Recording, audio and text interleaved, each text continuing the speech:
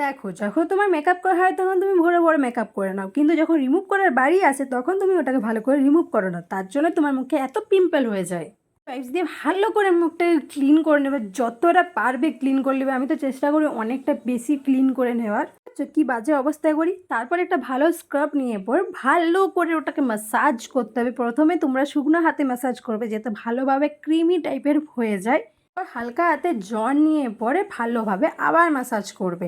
আর সেই ম্যাসাজটা যেমন খুব ভালোভাবে হয় যেতে তোমার পুরোপুরি যত মুখের মধ্যে মেকআপ আছে সবটা যেমন উঠে যায়। আর তারপর জল দিয়ে ওয়াশ করে নেবে।